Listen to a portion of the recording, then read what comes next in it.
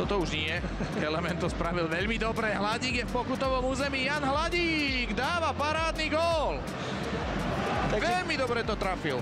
Kubisto si prechválil, pretože ako ju zobral, tak to vyviezol a zbytočne vymýšľal, chcel to uhrať. Prišiel o loptu a Hladík 2-1. Ružomberok je späť.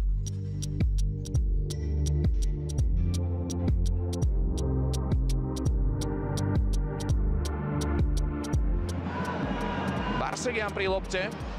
Barsegianová lopta končí v sieti. Neuveriteľné. 1-1. V 56. minúte ideme od znova. 5. gól v tejto sezóne pre Tigrana Barsegiana.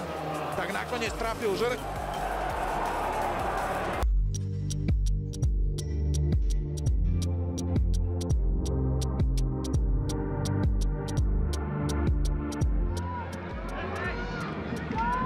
Davi Alves, je to gól! 46. minúta, Skaličania vyrovnávajú prvou strelou medzi tri žrte.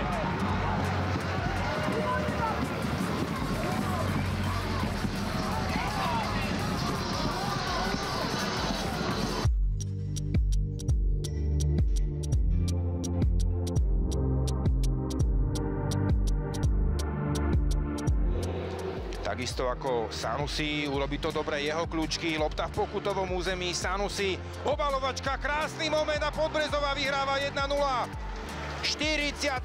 minúta. Tak teraz si trenčianska defenzíva nedala pozor a špeciálne na Ridwana Sanusiho, ktorý na Sihoti otvára skóre zápasu.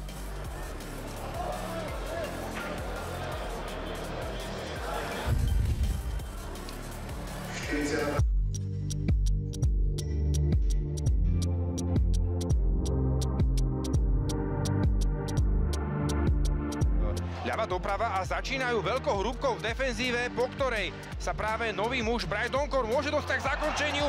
A je to fantastický začiatok Trenčanov v druhom polčase. Ilia Stolica mal skvelú ruku a skvelý cit pri striedaní. Bryce Donkor, jeho prvé dotyky po príchode na trávnik a okamžite tu máme vyrovnané skóre.